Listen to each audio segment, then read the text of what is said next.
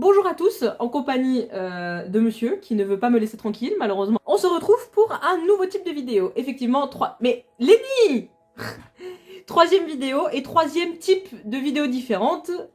On va y arriver, vous inquiétez pas. En gros, ce sera des vidéos qui ont pour but de documenter plus qu'autre chose, d'aborder des sujets de la cause animale que je juge importants en tout cas, d'aider des personnes qui ne savent peut-être pas tout, et c'est normal. Moi-même, je vais apprendre des choses. Moi-même, là, j'ai appris des choses. Et du coup, j'ai jugé que c'était important de commencer par ce sujet-là, c'est-à-dire faire le lien entre l'écologie et la cause animale, le fait d'être végétarien, vegan. Il y a quelques temps encore, je me rendais pas compte du tout de à quel point c'était pas évident pour tout le monde à comprendre. Moi, je trouvais ça évident, jusqu'au jour où j'ai moi-même des proches qui m'ont demandé c'était quoi le rapport. Et là, je me suis dit, mais en fait oui, tout le monde n'est pas renseigné, donc tout le monde n'est pas au courant. Ou alors, il y a même des gens qui savent que ça a du rapport, mais qui ne savent pas pourquoi. Donc, je suis là pour rétablir la vérité. Tout d'abord, il faut savoir que l'agriculture est ce qui consomme le plus de ressources à la Terre. On va faire ressource par ressource, problème par problème, pour expliquer en quoi la consommation de produits animaux consomme beaucoup trop de ressources. Alors, on commence par le plus gros morceau, n'est-ce pas? C'est-à-dire l'eau. Comme on nous dit quand nous sommes à l'école primaire, si notre planète est appelée la planète bleue, c'est pas pour rien. On voit sur beaucoup d'endroits que 1 kg de bœuf est égal à 15 000 litres d'eau. Pas tout à fait ça, on va réexpliquer ça un peu plus en détail. Dans tous les cas, un calcul qui est indéniable, c'est que 70% des eaux prélevées, c'est l'agriculture. Quoi qu'il arrive, ça c'est indéniable, c'est l'agriculture qui consomme le plus d'eau sur Terre. En gros, les 15 000 litres, ça provient d'un calcul qui est appelé empreinte d'eau virtuelle. Pour faire simple, c'est comme si, admettons, vous buvez votre tasse de café et on vous dit que du coup, votre seule tasse de café, ça a consommé l'eau pour faire pousser le café, pour le récolter, pour faire les emballages, pour faire l'envoi des produits terminés jusqu'au magasin, etc., etc. Bref, en gros, tout ça pour dire, c'est pas des calculs précis, c'est plus des estimations qu'autre chose. Dans ce même calcul, on distingue 3 types d'eau différentes. Dans tous les cas, j'essaierai de vous mettre des schémas un petit peu pour que du coup ce soit un peu plus compréhensible. J'essaie d'expliquer au mieux oralement, mais c'est même pas aussi impossible que vous ayez de temps en temps une petite voix off de moi-même qui m'auto-corrige ou qui rajoute des trucs, si j'en ai oublié. Pas du tout impossible. Donc, on a 3 types d'eau différentes. La première, c'est l'eau bleue, c'est-à-dire l'eau douce, l'eau potable, celle qu'on boit, en gros, qui pour 1 kg de bœuf, sur les 15 000 litres qu'on nous vend, c'est de 3 à 4%. Ensuite, il y a l'eau grise. C'est en gros l'eau douce qui est nécessaire pour diluer les polluants. Et elle aussi est utilisée de 3 à 4%. Et là, le débat, c'est les 95% restants. C'est-à-dire l'eau verte, donc tout ce qui est l'eau de pluie. Et pourquoi ça fausse les calculs? Parce qu'une partie de cette même eau de pluie, après avoir été absorbée par le sol, elle rejoint les nappes phréatiques et les cours d'eau, malgré tout. En gros, dans ce mode de calcul, partez du principe que du coup, dans les 15 000 litres qu'on dit, il y a 14 000 d'eau verte, mais on sait pas du tout combien repartent après et combien ne repartent jamais.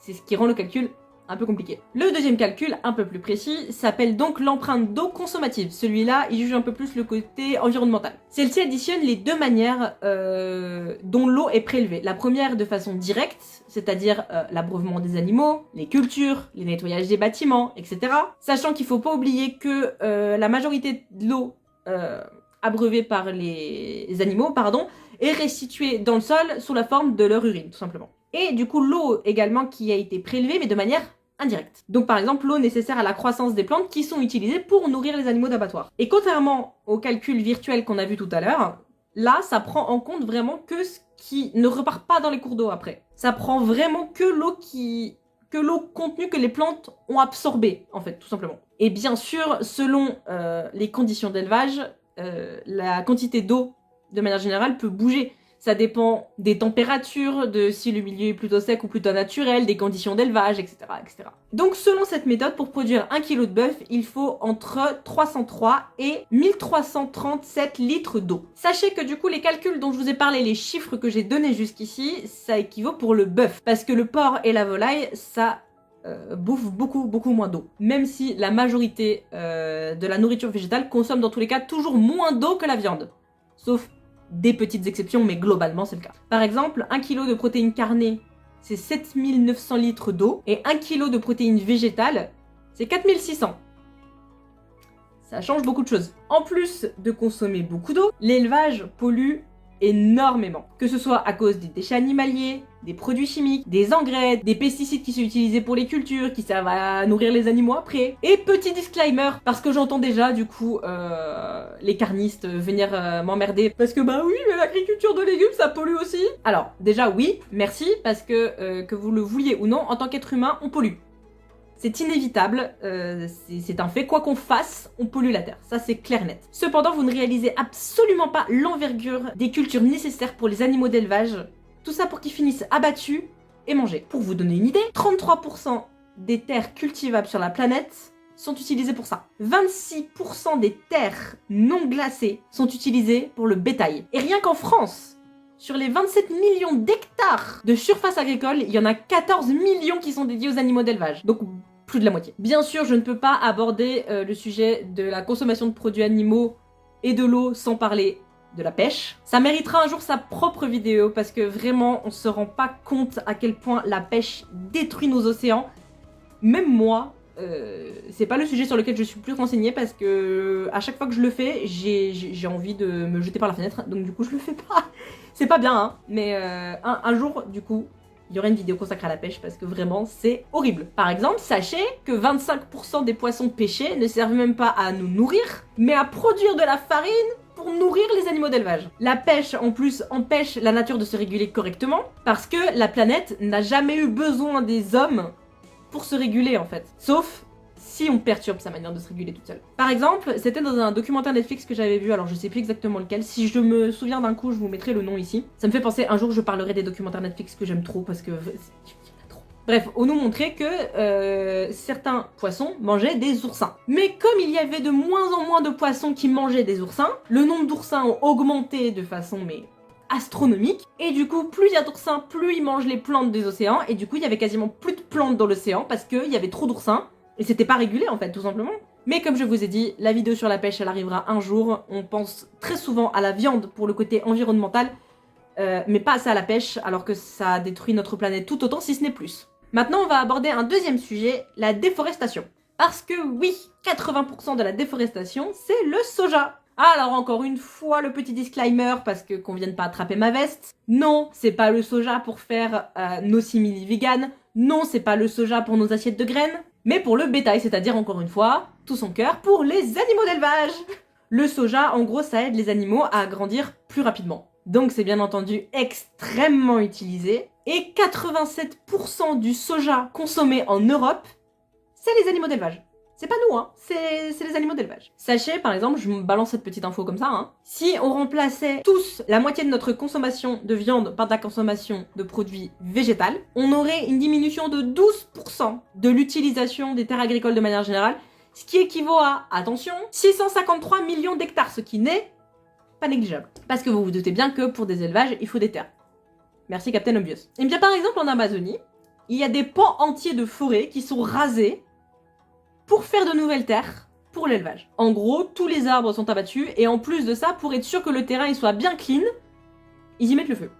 En gros, 90% des feux de forêt en Amazonie, vraiment j'ai l'impression de dire c'est pour les animaux d'élevage 15 milliards de fois depuis le début de cette vidéo, mais je vous assure, j'y peux rien. Et en fait, le problème, c'est que c'est un énorme cercle vicieux, parce qu'ils usent la terre jusqu'à ce qu'elle devienne infertile, trop usée, trop polluée, enfin bref, qu'elle soit plus utilisable en gros. Et ils recommencent à raser, brûler ailleurs, et encore, et encore, et encore. En plus de ça, ça lâche des milliards de tonnes de CO2, ça détruit l'Amazonie, ça détruit la biodiversité. Les peuples indigènes qui y vivent toujours, bah ça détruit une partie de leur habitation. Et du coup, non, les incendies en Amazonie, ce n'est pas quelque chose de naturel, c'est encore une fois la conséquence des hommes, déjà, bien évidemment, mais surtout de l'élevage intensif, industriel. L'élevage animalier, c'est la seconde plus grosse cause de déforestation derrière l'huile de palme. Et mondialement, ça représente 38,5% de toute la déforestation. Cela cause énormément de pertes en termes d'espèces végétales, de biodiversité, ou même des espèces animales qui du coup vivent dans cette forêt et n'ont plus d'endroit pour vivre. Et aussi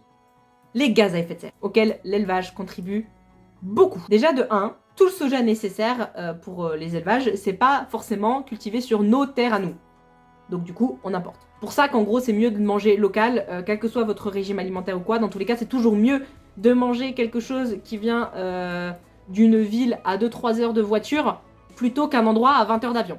Ensuite, en gros, la viande, c'est 14% des gaz à effet de serre. Dans les 14%, du coup, 41%, c'est la production et la transformation de la viande. 44%, c'est l'élevage. Et 10%, c'est le fumier. En gros, 1 kg de bœuf, c'est 27 kg de gaz à effet de serre. Le porc, c'est 12 et le poulet, 6. Il y a aussi un problème de gaspillage parce que sachez que par exemple que 40% des céréales qu'on produit, c'est pas utilisé pour nous nourrir nous, mais c'est utilisé pour nourrir les animaux pour nous nourrir par la suite. Et on pourrait nourrir bien plus d'humains en donnant ces 40% de céréales directement aux hommes, plutôt qu'en les donnant aux animaux pour ensuite nous les donner à nous. Il y a aussi le fameux problème des vaches qui relâchent trop de méthane parce qu'elles pètent trop fort. Je sais que là ça paraît bizarre mais c'est connu après, donc je pense que si vous êtes tombé sur cette vidéo vous étiez au courant. Et en fait pourquoi ça pose problème? Parce que vous allez me dire bah oui mais des vaches dans tous les cas il y en a. Bah ça pose problème parce que des vaches, s'il n'y avait pas l'élevage, on n'en aurait pas autant.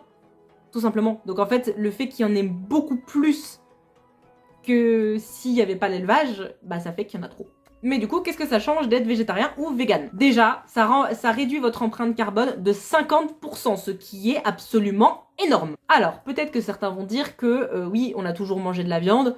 Quel est le rapport? Bah le rapport, c'est qu'on n'en consommait pas autant avant. Dans les années 50, la consommation de viande par an et par personne ne dépassait pas 50 kilos. Maintenant, on est à 100, on a doublé. En fait, c'est la surconsommation qui est en train de tous nous tuer, la planète en premier. Bien sûr que si c'est pour les animaux, nous sommes d'accord qu'il est mieux de ne plus en manger du tout, mais aujourd'hui c'est pas le sujet, donc dites-vous en fait que chaque bout de viande en fait que vous mangez pas, par exemple j'en sais rien, admettons on va dire que d'habitude un steak de bœuf par semaine vous en mangez, j'en sais rien, 5. Encore une fois, au hasard total. Au final, à un moment donné, vous vous dites, écologiquement parlant, ce serait bien que j'en mange plus que 1 par semaine. Admettons, c'est vraiment pas mal, mais 1 par semaine. Ça fait que par semaine, ça fait 4 en moins. Il y a 4 semaines dans un mois, merci Einstein, ça fait 16. Est-ce que vous vous rendez compte, sur le long terme, de la quantité de ressources que vous économisez à la Terre juste en ayant diminué? Écologiquement parlant, le moins vous pouvez manger de viande, le mieux c'est. Et en plus, pour en revenir au passé, vous pouvez pas comparer le fait de manger de la viande il y a un siècle et maintenant. Maintenant, être végétarien, c'est franchement pas du tout compliqué. Je ne dis pas qu'être vegan, c'est simple, mais être végétarien, c'est vraiment pas difficile. C'est pour ça que je parle pour moi, bien sûr, mais aujourd'hui, à mon sens, il est beaucoup trop important de faire des efforts. Chaque morceau de viande, chaque poisson que vous ne mangez pas, ça économise de la force à la planète, vraiment. Je ne sais pas si vous le savez, mais plus le temps passe, moins notre planète a de ressources pour finir l'année. C'est ce qu'on appelle le jour de dépassement. En gros, c'est la date à laquelle on juge que l'humanité a consommé toutes les ressources que la planète était capable de donner naturellement en un an. En gros, à partir du jour de dépassement, on vit à crédit pour le reste de l'année en puisant dans les réserves de la planète. Donc sur le long terme, c'est pas viable du tout. Pour vous donner une idée, en 1971, le jour de dépassement, il était en décembre. En 2023, le jour de dépassement, c'était le 2 août. La surconsommation de viande et même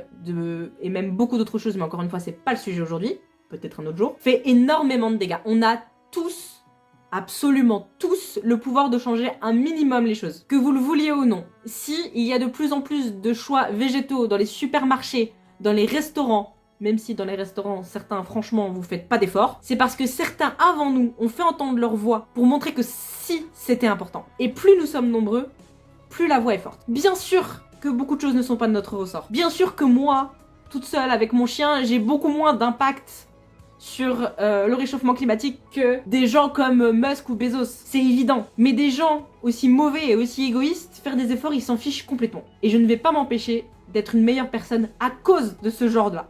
De ce genre de personne. Désolée pour cette fois, je me suis un peu emballée, comme vous pouvez le voir, c'est une cause qui me tient à cœur. Hein.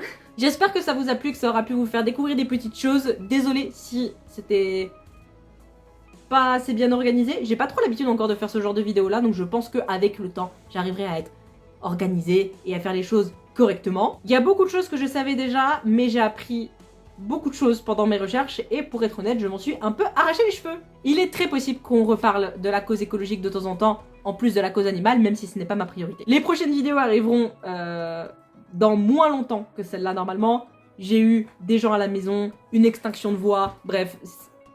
Beaucoup de choses qui ont tout fait en gros pour que je ne puisse pas publier cette vidéo aussitôt que je l'aurais voulu. Mais bref, comme je vous l'ai dit, n'oubliez pas que chaque effort compte. Ciao. Tu veux participer à la vidéo, Lenny? Avec sa petite tête qui dépasse là. Viens là. Voilà, montre ta bouille. Tu t'es pas assez montré ces derniers temps. Voilà. Tu es heureux? Tu t'es montré sur YouTube? Ouais. Toi aussi, tu veux sauver la planète? Je m'appelle Lenny. Je vais sauver la planète.